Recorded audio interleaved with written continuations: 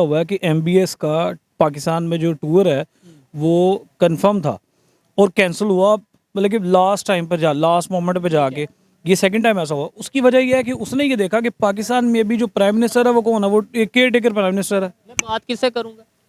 उससे जाके उसके पास इख्तियारात क्या है, वो एक लिमिट होती है इनकी, पता नहीं कितने बिलियन, उससे ज़्यादा तो ये फंड ही रिलीज नहीं कर सकते। ठीक है, ये कोई काम नहीं, उससे जाके बात करने का उसे लगा यार ये वेस्टेज ऑफ टाइम है। ठीक हो गया। ये केयर टेकर प्राइम मिनिस्टर को मैं जाके मिलूँ, उससे बेहतर है कि मैं मोदी को जाके मिलूँ। क्या ना, बड़ी खुददार कौम है। अगर वो सॉफ्ट कॉर्नर थोड़ा से भी रख दें तो उनको सलूट है। हमने तो कुछ भी नहीं छोड़ा। मुसलमान भाई कहते हैं मुनाफिक हैं। लेकिन वो इदारे अपनी लिमिट्स के अंदर है। उनके यहाँ एक army chief direct prime minister को रिपोर्ट नहीं करता। अच्छा, उनके यहाँ आर्मी चीफ की जो डायरेक्ट रिपोर्टिंग है वो जो उनका डिफेंस मिनिस्टर है उसको है। उसकी तो औकात ही नहीं है कि वो जाके प्राइम मिनिस्टर को कुछ चीज़ सजेस्ट कर सके। उसको मिलना वो एक उनके यहाँ एक रेयर ओकेजन होता है कि वो उसकी प्राइम मिनिस्टर के साथ मीटिंग हो रही है। हमारे यहाँ तो फिर आपको पता ही है फिर हमारे यहाँ पे प्राइम मिनिस्टर साहब की उधर मीटिंग हो रही होती है। पीस खराब किसका हुआ है? पीस खराब पाकिस्तान पूरे खित्ते का हुआ है। मैं अब आप देखें यही बड़ी यार आपके डबल स्टैंडर्ड्स है। डबल इतने अरबों डॉलर भी खा लिए और आप कहते हैं पीस भी खराब हो गए। प्लानिंग थी, आपने बोला इंडिया प्लानिंग है। पूरी प्लानिंग में चले हैं ना उन्होंने। एजुकेशन सेक्टर अपना लेके चले हैं, इंफ्रास्ट्रक्चर लेके चले हैं, हर चीज में लेके चले हैं। अब उनकी आईआईटी का ग्रेजुएट अपनी डिग्री यूएस में जहां भी रखेगा, दुनिया में कहीं भी जाके रखेगा, तो उसकी भाई वर्थ ही वर्थ है। पंजाब यूनिवर्सिटी को कुछ नहीं पूछते। पंजाब यूनिवर्सिटी यहाँ एशिया में 1000 में आती है। हासिल किया क्या उसामा बिन लादेन हासिल कर लिया उन्होंने? क्या आपने? नहीं नहीं, उसामा बिन लादेन हासिल बिल्कुल नहीं किया। ये कोई फायदा नहीं हुआ अमेरिका को अफगानिस्तान में। नहीं, मैंने जितना अफगान वॉर पीस को डिस्टर्ब नहीं किया। पीस सब हुआ। अच्छा, तो अब हमास ही क्यों सीज फायर की बात कर रहा है कि जंग बंदी कर दी जाए? यानी पहले एक दफ़ा हमने जज्बात में आके यानी ये चीज़ें की, अब हम कहते हैं भाई जंग रोक दो। और सिर्फ हमास नहीं, ओआईसी ये कह रही है, इस्लामिक कंट्रीज ये कह रही है। तो जिनकी इन्वेस्टमेंट इतनी हुई है वो क्यों कहेंगे? ओआईसी क्या है इस वक्त? सारा वो पपेट बने हुए हैं वेस्ट के। ना तो वो हमारे मतलब कि हमारे फैसले पर वो आए थे अफगान, ना ही वो हमारे फैसले पर बाहर जा रहे हैं। ये बड़ी गहरी बात कर रहे हैं कि ना वो हमारी मर्जी से आए थे और ना ही हमारी मर्जी से भेजा जा रहा है। ऑर्डर कहीं और से आते हैं, हमने बस इम्प्लीमेंट करना होता है। जी तो दोस्तों, मैं हूं सुहेब चौधरी और आप देख रहे हैं मेरा और आपका YouTube channel real entertainment TV. खबर ये थी कि इंडिया के रिपब्लिक डे पर यूएस के president as a chief guest आने वाले हैं। उसके बाद खबर ये आई कि उनका विजिट कैंसिल हुआ है और उसके बदले में फ्रेंच प्रेसिडेंट ने मौके का फायदा उठाते हुए as a chief guest India के रिपब्लिक डे पर आएंगे। पाकिस्तानी पब्लिक से बात करेंगे। हमारे यहाँ पे भी इंडिपेंडेंस डे आता है, हमारे यहाँ पे भी बहुत ऐसे डेज आते हैं, बड़े इवेंट्स आते हैं, तो बड़े प्लेयर्स इंटरनेशनल पावर्स यहाँ पे क्यों नहीं आते? आ जाके हमारे अगर चाइना का कोई मिनिस्टर आ जाता है या फिर यूएई या सऊदीया से कोई किंग आता है, पब्लिक इसके ऊपर क्या ओपिनियन रखती है कि हमारी इंटरनेशनल लेवल पे जो रिस्पेक्ट है, इंडिया की जो इंटरनेशनल लेवल पे रिस्पेक्ट है, हमारे पासपोर्ट की जो वैल्यू है, इंडिया के पासपोर्ट की क्या वैल्यू है, और एज ए पाकिस्तानी जब हम पाकिस्तान से बाहर किसी कंट्री में जाते हैं हमें किस तरीके से ट्रीट किया जाता है एज कम्पेयर टू इंडियन। इस पर पब्लिक की ओपिनियन आप तक पहुंचाएंगे। जो मेरी पर्सनल ओपिनियन है वो भी मैं बताऊंगा। चलते हैं वीडियो की तरफ और मिलते हैं वीडियो के बाद। अस्सलाम वालेकुम। वालेकुम अस्सलाम। आपका नाम? मोहम्मद बिलाल, क्या करते हैं बिलाल भाई? Software engineer. सॉफ्टवेयर इंजीनियर हैं, ज़बरदस्त हो गया। आपसे बात करने का भी मज़ा आएगा, मतलब एजुकेटेड हैं सर। टॉपिक ये है, सबसे पहले सिंपल सा सवाल है कि इस टाइम पाकिस्तान की इंटरनेशनल लेवल पे क्या रिस्पेक्ट है? हमारे जो रिलेशंस की अगर बात करें दूसरे कंट्रीज़ के साथ, खासतौर पे जो बड़े कंट्रीज़ हैं, सुपर पावर्स हैं या इस तरीके से इकॉनमी में बड़ी हैं, बड़े कंट्रीज़ हैं जैसे अमेरिका हो गया या फ्रांस हो गया या यूरोप कंट्रीज़, कैसे रिलेशन है, रिस्पेक्ट क्या है हमारी? हमारी रिस्पेक्ट तो जो फॉरेन हमारी पॉलिसीज़ हैं उनकी वजह से बिल्कुल भी नहीं है।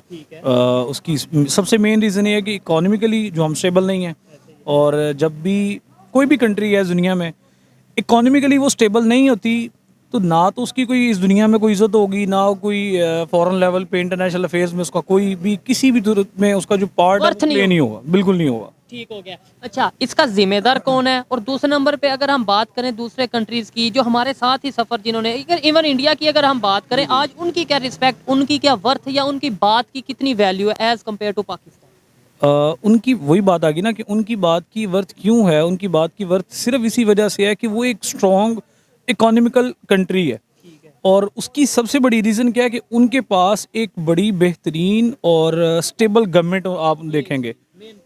सबसे बड़ी जो डेमोक्रेसी रियल है वहाँ पे। एग्जैक्टली रियल डेमोक्रेसी वहाँ पर है। हमारे पास तो डेमोक्रेसी नहीं है। हमारे पास तो चंद लोग हैं जो गवर्नमेंट चला रहे हैं। और आप ये देख लें कि 2013 में 2013 में पाकिस्तान और इंडिया का कंपैरिजन कर लें और ये भी आप खड़े हैं 2023 पे।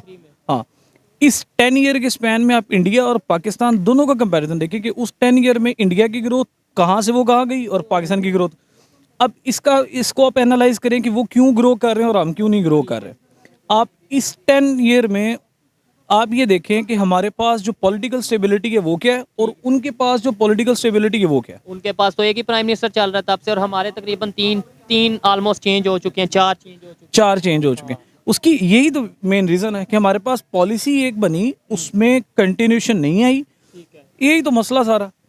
अब एक फॉरेन पॉलिसी बनाई, दूसरा आता है वो फॉरेन पॉलिसी चेंज कर देता है, तीसरा आता है वो फिर फॉरेन पॉलिसी चेंज कर देता है। इधर सवाल आपने नो डाउट, इससे तो मैं एग्री करता हूँ, डेमोक्रेसी, और हम रोना ही ये रोते हैं कि भाई पाकिस्तान को रियल डेमोक्रेसी की जरूरत है। और या तो आप प्रॉपरली अनाउंस कर दें कि भाई यहाँ पे जो है मार्शल लॉ वाला कोई सिस्टम होगा, या यहाँ पे कोई प्रेसिडेंशियल फॉर्म या कोई इस तरीके से कुछ भी ऐसा होगा वो, ताकि हमें पता हो। लेकिन डेमोक्रेसी कहना और फिर डेमोक्रेसी ना होना, ये अफसोस वाली बात है और नुकसान वाली बात है। अच्छा, वो 1 अरब 40 करोड़ ऑलमोस्ट आबादी है, डेमोक्रेसी वो आज तक उनका कोई ऐसा प्राइम मिनिस्टर नहीं जिसने अपना टाइम ना पूरा किया हो, या कोई मार्शल आज तक नहीं लगा। हमारे यहाँ पे 24, 25, 26 करोड़ और हर दूसरे तीसरे साल प्राइम मिनिस्टर चेंज। मतलब हम इन्हें नहीं मैनेज कर पा रहे, इतनी आबादी को, वो इतनी बड़ी आबादी को कैसे मैनेज कर रहे हैं। अब अगर अदारों की बात करें, मैं नाम नहीं लेता कि भाई कुछ अदारे हैं जो इंटरफेयर करते हैं, वो अदारे तो वहाँ पे भी मौजूद हैं। लेकिन वो इदारे अपनी लिमिट्स के अंदर है। उनके यहाँ एक army chief direct prime minister को रिपोर्ट नहीं करता। अच्छा, उनके यहाँ आर्मी चीफ की जो डायरेक्ट रिपोर्टिंग है वो जो उनका डिफेंस मिनिस्टर है उसको है।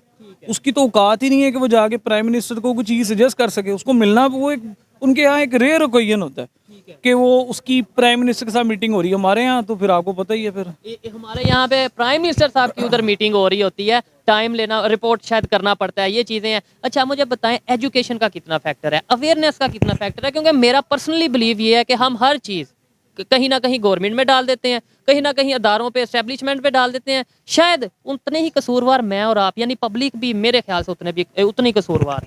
बिल्कुल इसमें ये ऐसा नहीं है कि हम ये कहें कि जो सारा कसूर है वो हमारी गवर्नमेंट या एस्टेब्लिशमेंट का है। इसमें अवाम का भी कसूर है। लेकिन मेन पता है क्या इशू है कि पहला जो काम है वो गलत उन्हीं की तरफ से है। हमें जो जिस ट्रैक पर लेकर आना है ना वो काम उनका है। हमें सही ट्रैक पर लेकर नहीं आ जाता, तो फिर हम जिस भी ट्रैक पे अवाम ने तो अपने मुताबिक चलना है। अवाम की एग्जांपल ये ले लें कि ये भेड़ बकरियां हैं, वो पीछे एक वो कहते हैं ना पंजाबी की मिसाल है कि बाबे बगैर बकरियां नहीं चरदियां। ऐसे ही है, यानी कि जो लीडर के बगैर, मैं अगर सादा करूं, लीडर के बगैर नेशन नहीं बनती। लीडर के बगैर जो लोग हैं वो हजूम होता है, कौम नहीं होती। लीडर चाहिए कौम बनाने के लिए, कौम नहीं है तो आप तरक्की नहीं कर सकते, ठीक हो गया, आप हजूम है बस। ठीक है। अच्छा, अगर ये बात करें कि अगर हम पाकिस्तान की बात करें, यहाँ पे कुछ टाइम पहले की बात है जब G20 इंडिया में हो रही थी, तो यहाँ पे खबर ये थी कि सऊदीया के जो प्रिंस हैं उन्होंने विजिट करना था, उन्होंने विजिट नहीं किया। हमारे यहाँ जाके बड़े जो चीफ गेस्ट होते हैं या तो वो सऊदीया के प्रिंस हो जाते हैं या चाइना से कोई आ जाता है, बड़े से बड़ा ये, यानी US वाले तो कभी आते नहीं। इंडिया में US उनके रिपब्लिक डे पे US के प्रेसिडेंट ने आना था, वो नहीं आए, बदले में फ्रांस के प्रेसिडेंट जो उनसे हैं वो आ रहे हैं, यानी उन्होंने इस लेवल के उनके रिलेशन है। ये कंट्रीज हमारे साथ क्या अपना जो है वो रिलेशन रखते हैं। ये दूसरी बार ऐसा हुआ है कि MBS का पाकिस्तान में जो टूर है वो कंफर्म था और कैंसिल हुआ, मतलब कि लास्ट टाइम पर लास्ट मोमेंट पे जाके। ये सेकंड टाइम ऐसा हुआ। उसकी वजह यह है कि उसने ये देखा कि पाकिस्तान में भी जो प्राइम मिनिस्टर है वो कौन है, वो एक केयर टेकर प्राइम मिनिस्टर है। मैं बात किससे करूंगा, ये उससे जाके उसके पास इख्तियारात क्या है, वो एक लिमिट होती है इनकी, पता नहीं कितने बिलियन, उससे ज़्यादा तो ये फंड ही रिलीज नहीं कर सकते। ठीक है, ये कोई काम नहीं। उससे जाके बात करने का उसे लगा यार ये वेस्टेज ऑफ टाइम है, ठीक हो गया। ये केयर टेकर प्राइम मिनिस्टर को मैं जाके मिलूँ, उससे बेहतर है कि मैं मोदी को जाके मिलूँ।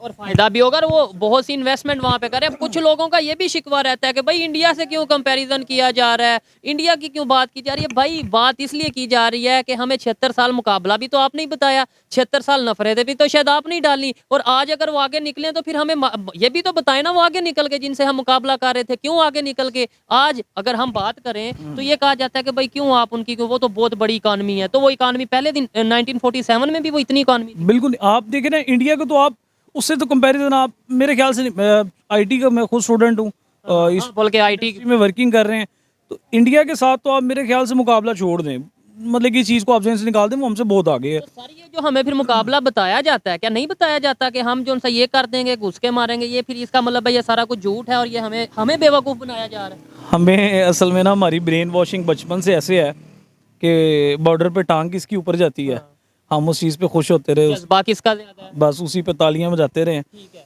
और हमें इन्हीं चीज़ों के पीछे लगाकर खुद किया और काम किए जाते रहे। किसी और कामों में मसरूफ रहे हैं। आपने बोला इंडिया से मुकाबला नहीं बनता, मैं इस चीज को एक्सेप्ट करता हूँ, मुकाबला नहीं बनता, लेकिन लेकिन बांग्लादेश को देख लें, बांग्लादेश से भी सर वो कहते हैं आज के दौर में वो बांग्लादेश से भी नहीं मुकाबला बनता, 3.5 का टक है। मैं कहता हूँ सीखना तो बनता है कि नहीं मुकाबला। सीखना नहीं, मैं ये कहूँगा इबरत। आप देखें कि हम इस वक्त ना निशान इबरत बने हुए हैं, बाकी जितनी भी कंट्रीज हैं उनके लिए। के लिए सबक का निशान बने कि भाई अगर आप ईमानदार नहीं रहोगे, अपने कंट्री के साथ सिंसियर नहीं रहोगे, तो वही कंडीशन होगी जो इस टाइम शायद हमारी कंडीशन है। कोई बेहतरी की उम्मीद लगता है कि यार आने वाले टाइम में कोई अवेयरनेस, कोई ये वो कोई चीज़ें, कोई रिलेशन इंडिया के साथ या दूसरे कंट्रीज के साथ बेहतर होंगे। बिल्कुल बेहतर हो सकते हैं। ऐसे है कि कभी भी हमें जो मायूसी है या नाउमीदी है वो चीज़ तो नहीं होनी चाहिए। हमें हमेशा होप फॉर द बेस्ट इसी के लिए जाना चाहिए। लेकिन पता क्या मसला है, अवाम में शायद मायूसी आ चुकी है। बहुत से लोग कहते हैं नहीं यार एनजी चलना है, ये ऐसे ही चले। क्योंकि अभी जहाँ पर ईमान की कमजोरी है, मैंने कहा ईमान की कमजोरी, ये पब्लिक के ईमान की कमजोरी है, गवर्नमेंट के ईमान की कमजोरी है, या मुसलमानों की ईमानी कमजोरी है। अच्छा यानी नहीं पाकिस्तान की बात कर रहे हैं, पूरी दुनिया की नहीं बात। मैं फिलहाल पाकिस्तान की बात करूँ, पाकिस्तान के मुसलमानों की फिलहाल मैं बात करूँ, अगर आप इस टॉपिक पे बात कर रहे हैं तो। ठीक है, तो क्या वजह है ये? वैसे तो पाकिस्तान ला इला के नाम पे बना, पाकिस्तान एक इस्लामिक कंट्री है, पूरी दुनिया के जो मजहब के ठेकेदार शायद हम हैं। बस अमल नहीं है, बात अमल पे है। ठीक है, तो ये कौन अमल करवाएगा, कौन अमल हमें खुद करना है ठीक हो गया। ये मसला। सर आप लास्ट में क्या कहना चाहेंगे, कोई मैसेज देना चाहेंगे? और खासतौर पे आईटी की अगर बात करें, वो कैसे आईटी में आज इंडिया की क्या पोजीशन है, हमारी क्या पोजीशन है, उन्हें कितने ऑर्डर, वो कितना रेवेन्यू जनरेट कर रहे हैं और हम कितना कर रहे हैं? अभी हमें जो सबसे करीब AWS का सर्वर पड़ता है वो इंडिया पड़ता है पाकिस्तान को। तो आप ये देख लें कि हमारे पास तो ये सर्विसेज नहीं है। पेपाल सर्विस देख लें या और भी कोई भी सर्विस देख लें जो जो मतलब कि जिसको इंटरनेशनली रिकॉग्नाइज किया जाता है, ट्रांजैक्शन जिसके थ्रू हो सकती है इंटरनेशनल। जिसमें हमारे फ्रीलांसर फंसते हैं। वो इसी वजह से वो पाकिस्तान में रेवेन्यू सबसे ज़्यादा आपका वो जनरेट कर सकता है फ्रीलांसर। इंडिया ये देखें, अरब कंट्री अपना तेल बेच के सबसे ज़्यादा पैसा कमा रही हैं। उनका वो $12 बिलियन उनकी ट्रेड बनती है कि वो जितना ऑयल से कमा रहे हैं। इंडिया उससे डबल कमा रहा है सिर्फ अपनी आईटी की सर्विस दुनिया को बेच के। और अभी हमें यहाँ पे ये बताया जाता है और अरब तो बड़े अमीर हैं, अरब से कोई मुकाबला नहीं कर सकता पूरी दुनिया में। अरब का जो सा एक नाम है, ये नहीं पता उससे ज्यादा सिर्फ आईटी की फील्ड से वो इंडिया वाले कमा रहे हैं और बाकी जो सी फील्ड हैं वो लेते हैं। उनमें जो एजुकेशन का फैक्टर है, जो एजुकेशन उनका लेवल है, हमारा लेवल है, क्या उसमें भी कहीं ना कहीं फर्क है? एजुकेशन लेवल में भी डिफरेंस है। उसकी रीज़न आप खुद देख लें कि गूगल का CEO इस वक्त इंडियन है और यूट्यूब का सीईओ इंडियन है। हाँ जी, प्राइम मिनिस्टर वो अभी इंग्लैंड UK का प्राइम मिनिस्टर ऋषि सनक। हाँ जी। ठीक है, आयरलैंड के भी प्राइम मिनिस्टर इंडियन है। जी, जितने भी देखे ना कि हाँ वो US प्रेसिडेंट में जो आगे कर रहा, ठीक है, वो कैंडिडेट है जो भी इंडियन ओरिजिन है। जी जी जी। अब ये देखें कि जितनी लीडिंग कंपनीज हैं, मैं अभी सिर्फ अपनी डोमेन की बात ही कर रहा हूँ, इसमें लीडिंग जितनी भी कंपनीज हैं उनमें CEOs या बड़ी पोस्ट पे इंडियन ही हैं। अब ऐसा क्यों है, पाकिस्तानी क्यों नहीं है? उनकी एजुकेशन बेटर है तो वो उधर है ना। अगर हमारा एजुकेशन सिस्टम बेटर हो तो हम वहाँ पर हों। उसमें ये इन्होंने फैक्ट वाली बात किया, लेकिन ये आम किसी इंसान से पूछेंगे ना, वो उसमें 2 रीजन बताएगा, 2 लॉजिक बताएगा। एक तो ये बताएगा ओ यार इंडिया की आबादी बहुत ज्यादा है इस वजह से उधर वो CEO, या दूसरी रीजन ये बताएगा यार ये सारी कंपनीज हैं नॉन मुस्लिम्स की, तो नॉन मुस्लिम्स इंडिया को प्रेफर करते हैं, पाकिस्तानियों को प्रेफर नहीं करते। ये बातें सुनने में आती है। इस्लामोफोबिया ये भी एक पॉइंट है, वैलिड पॉइंट है, ये है इशू। एजुकेशन मतलब आपको नहीं लगता कि भाई एजुकेशन अगर किसी कोई क्वालिफिकेशन उतनी होगी तो उसे सीट मिलेगी? वो बात आपकी बिल्कुल ठीक है, वैलिड पॉइंट है, लेकिन इस्लामोफोबिया भी एक फैक्टर है। वो नो डाउट ये चीज़ें कि हमारे नाम के साथ मुस्लिम टैग है, उस चीज़ों को वो किया जाता है। वो उसमें आप ये कहेंगे सिर्फ पाकिस्तान को किया जाता नहीं, वो वर्ल्ड वाइड है ऐसे। तो फिर इसमें मैं अगर ये सवाल कर लूँ कि सर क्या वजह है, इस्लामोफोबिया फैल क्यों रहा है? और दूसरे नंबर पे हम कहते हैं इस्लाम पीस का दर्स देता है, पीस का मजहब है, तो लोग क्यों इस चीज़ को इतना वो डर रहे हैं? यानी कि ये भी सोचने वाली बात है, हमारी कोई हरकतें तो ऐसी नहीं है जिसकी वजह से हम खुद ही में खराब कर रहे हैं। अब मैं आपसे यही पूछ लूँ, आप नॉलेज रखते हैं कि जितनी भी इंटरनेशनल ऐसी ऑर्गेनाइजेशन हैं जो इंटरनेशनली बैन हैं या इलीगल एक्टिविटीज़ में इन्वॉल्व हैं या मैं वो टेररिस्ट डिक्लेयर हो चुकी हैं, वो मोस्टली कौन सी स्टेट्स, कौन सी कंट्रीज़ में पाई जाती है? नहीं, जैसे आप कह रहे हैं अलकायदा या ISIS की बात करते हैं, दाइश की बात, ये इसी की ऐसे ही है, ठीक है, वो तालिबान, TTP, ये वो। ये सारी बेसिकली क्या है, ये हमें सिखाया ये जाता है, ये फ्रेम चीज़ें हैं। ये फ्रेम चीज़ें हैं कि हमारा जो फोकस है वो जब भी एक टेररिस्ट का कॉन्सेप्ट आता है तो एक दाढ़ी वाला बंदा होगा जिसने पगड़ी पहनी होगी वो एक टेररिस्ट है। ये गलत बात है। नहीं, इस चीज से तो मैं एग्री करता हूँ, ऐसा नहीं है कि हर मुसलमान ही ऐसा है, लेकिन टेररिस्ट ये टैग क्यों लगा है? वो ठीक है, इसमें मैं ये नहीं कहता कि इसमें कोई काम खराब होंगे, मुसलमानों ने बिल्कुल ठीक है।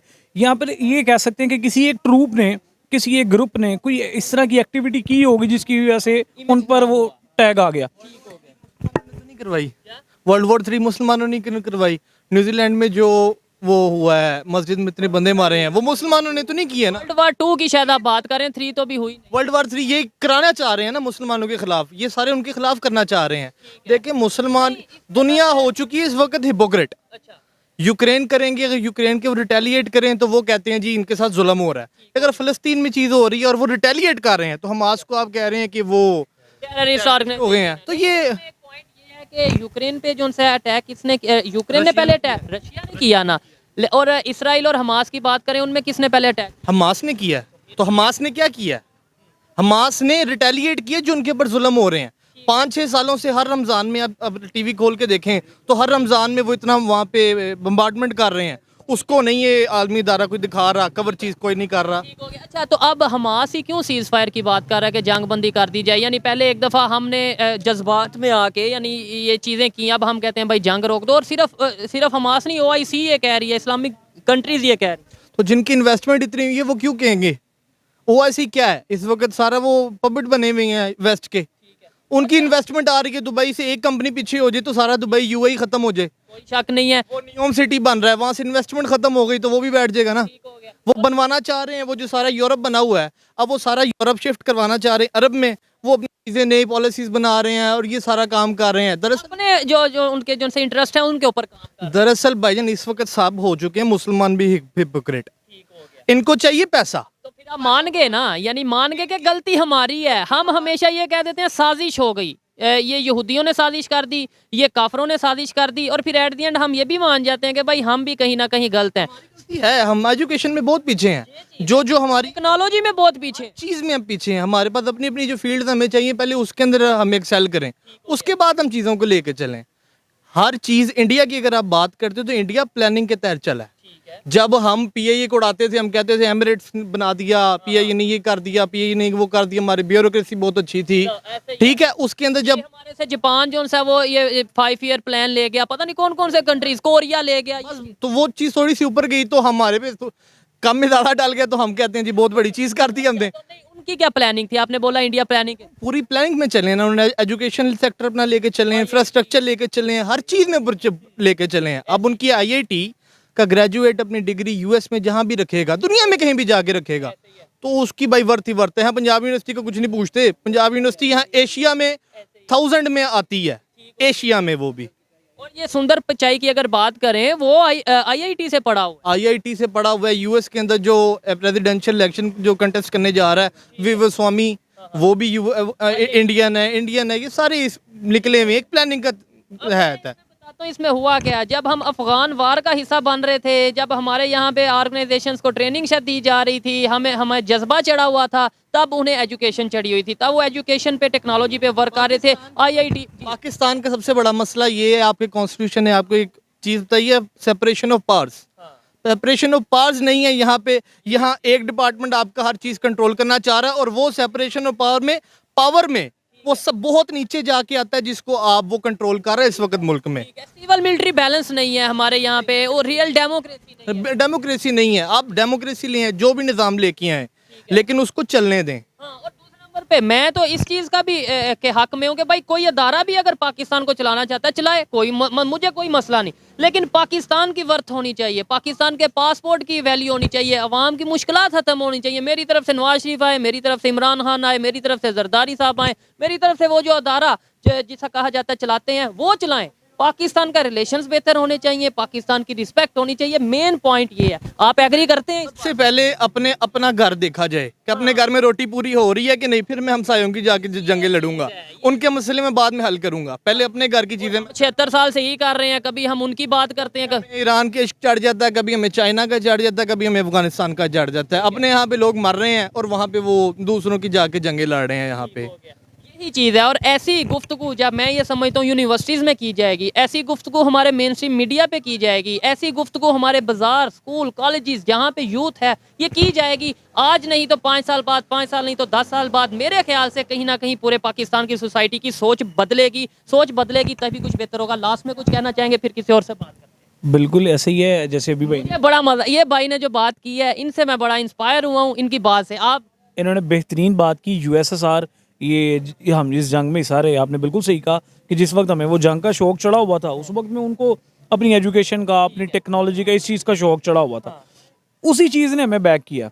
हमने तब वो अमेरिका के पीछे लगे, अमेरिका ने हमें वक्ती फायदा कि हमें डॉलर मिल रहे हैं, डॉलर आ रहे हैं, उसमें हमने अपनी जानें गंवाई, 60,000 80,000 जाने गई सबसे बड़ा। और दूसरा सबसे बढ़ के हमारा जो बॉन्ड था अपने मुसलमान भाइयों, नेबर कंट्री के साथ, अफगानिस्तान के साथ, मुसलमान भाइयों के साथ जो हमारा बॉन्ड था अफगानिस्तान के साथ, वो हमने ख़राब करवाया। उस वक्त में रशिया सुपर पावर थी, इंडिया उसने हमें फंडिंग की, अमेरिका ने, हमने अपने मुजाहिदीन तैयार किए। उस वक्त में हमने जिहाद की मुहिम चलाई। मतलब इस्लाम को मिस यूज किया, यूज नहीं मिस यूज किया, मजहब के नाम को। वही ना बता रहे, लीडर्स ने किया ना। उसमें जो नीचे आ रहे हैं ना वो हम कहते हैं जी इस्लामोफोबिया है, इसका मतलब है हमने वो हरकतें की हैं, वो की हैं जिस पर ये इमरान खान ने आपको कहा कि, जिसका हम नाम नहीं लेते जी, जिसपे इन्होंने कहा कि ये हम पराई जंग लड़ रहे हैं, जिस पर उसको बड़ी मुजाहमत की गई, उसको तालिबान खान कहा गया कि जी ये तालिबान की हिमायत कर। वो सही बात थी कि उस वक्त हम एक पराई जंग में गए, हमें डॉलर्स मिले, लेकिन यार देखो हमने अपनी जानें गंवाई। जो सबसे बड़ी वर्थ है कि हमने अपनी जानें गंवाई। और रिलेशन खराब किए। आज अफगानिस्तान और पाकिस्तान के साथ क्या रिलेशन है? एक साइड पे देखें, मेरी बातें शायद किसी को कड़वी लगती हों लेकिन फैक्ट पे बात करता हूँ। एक साइड पे हम कहते हैं पूरी दुनिया के मुसलमान एक उम्मा की तरह हैं, एक जिस्म की तरह है, और दूसरी साइड पे यही जिस्म के दो हिस्से बिल्कुल साथ रहते हैं और आए दिन बॉर्डर पे जो मामला हैं सबको पता है, जो एजुकेटेड है उन्हें पता है, बाकी जो उनसे जज्बाती हैं। अभी देखिए जैसे ये निकाले अफगान मुहाजिरीन निकाले, 12 लाख 14 लाख मुहाजिरीन है, इनको ज़बरदस्ती निकाला गया।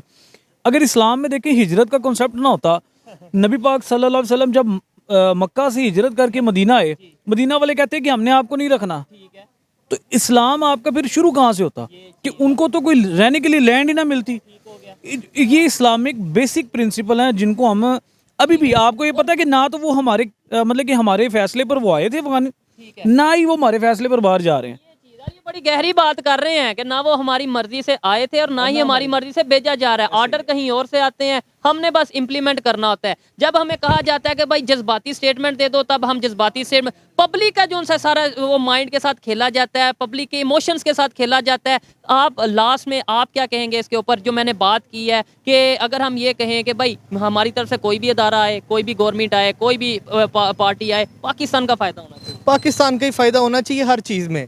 अब देखिए एज अ कौम हम हो गए मुनाफिक, हमें समझ नहीं आ रही हमने किस तरफ जाना है। मुनाफिक नहीं, कंफ्यूज कह सकते हैं थोड़ा अच्छे मुनाफिक हैं हम, मुनाफिक हैं। जहाँ हमें यूएस का में मिलना है ना वीज़ा मिलना है, तो हम उनकी रवायत को कहेंगे बहुत अच्छा है, हम जी उस तरह के रूल फॉलो करो, बहुत अच्छा। तो हम हिपोक्रेट हो गए हैं, बहुत बड़े मुनाफिक कौम है हम। हमारे पास जब कॉन्स्टिट्यूशन ने आपको कह दिया है कि हाँ कोई भी लॉ इस्लाम के अगर मुखालिफ है तो अब वो नहीं पास हो सकता, तो कैसे पास हो रहे हैं? LGBTQ, लिबरलिज्म, हर किस्म का 2 नंबर काम यहाँ पे हो रहा है। जिसका दिल चाह रहा है जिम खाना में बैठ के शराब पीनी है, मैं यहाँ शराब पीऊंगा तो भाई मुझे उठा के ले जाएंगे। ये क्या चक्कर है? ऐसे ही है। तो मेरी जेब में पैसे है तो मैं हर चीज़ कर सकता हूँ।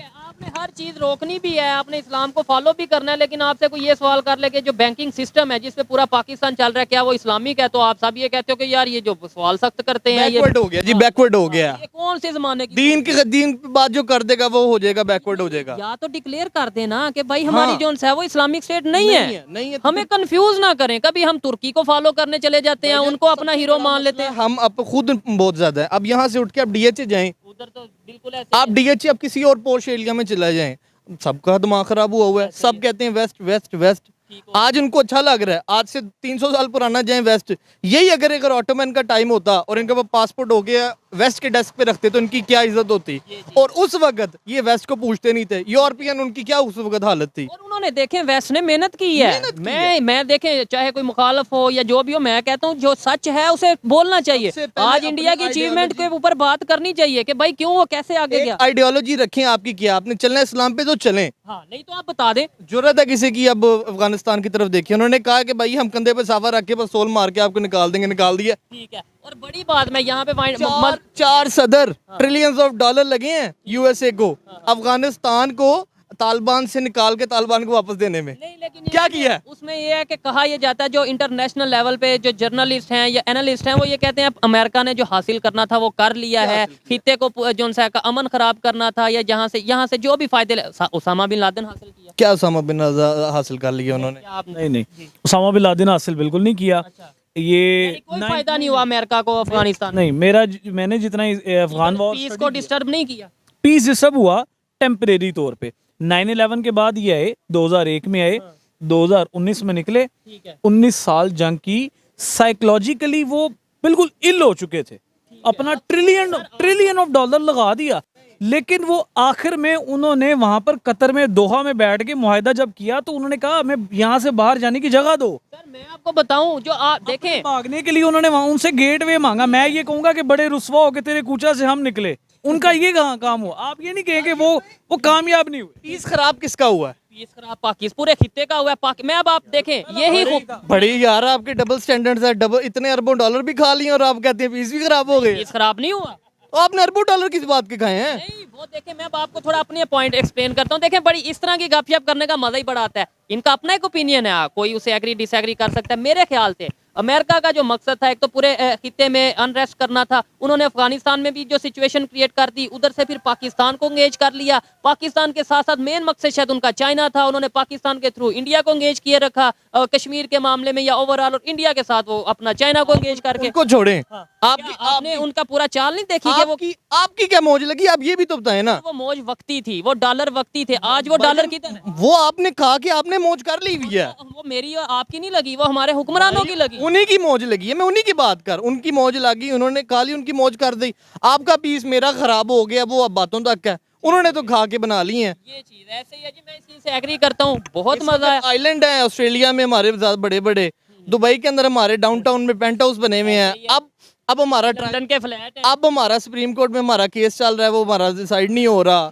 अब वो भुट्टो का केस चल रहा है, वो भी डिसाइड नहीं हो रहा। हमने डॉलर एंजॉय करते हैं, वक्ती तौर पे शोर शराबा होता है, उसके बाद हम बाहर जाके पैसे बनाते हैं और औलादों को सुकून देते हैं अपनी। ठीक हो गया। और पब्लिक जो लास्ट बात, पीस जो है वो डिस्टर्ब हुआ, पाकिस्तान का हुआ, अफगानिस्तान का क्यों नहीं हुआ? अफगानिस्तान, अच्छा अफगान, आप ये बात से एग्री करते हैं? वो कहते हैं अफगानिस्तान का पीस नहीं, आप क्या कहते हैं अफगानिस्तान का पीस डिस्टर्ब नहीं हुआ? हाँ मेरी बात सुने, हम ये कहते हैं कि तूरखम बॉर्डर पे ये जो हमारी ड्यूरेंट लाइन लगती है, यहाँ पर वो अफगानिस्तान हमले कर रहा है, अफगानिस्तान की ये आ गया, बलोचिस्तान में जितने वो हमले हुए वो कर रहा है, ये हमारा हमसाया है, हमारा अमन ये खराब कर रहा है। हम ये कहते हैं ना यार उसके हमसाये में बाकी कंट्री भी तो लगती हैं, उनका अमन क्यों नहीं खराब हो रहा? देखें क्योंकि उन्हें गुस्सा है, उन्हें पता है कि यूएस को ड्रोन अटैक के लिए अड्डे किसने दिए? किसने दिए? हमने दिए। तो गलत, यही तो बात आ गई कि यहाँ पर हमने काम उनके साथ गलत किया, और सिर्फ किस लिए? डॉलर्स के लिए। ये बात भी मैं एग्री करता हूँ इस बात को। अपनी जाने दी, उनका पीस खराब, अपना भी पीस खराब किया सिर्फ डॉलर्स के लिए। मैं यही तो कह रहा हूँ। बड़ी खुददार कौम है अफगानी, मार भी खाई है।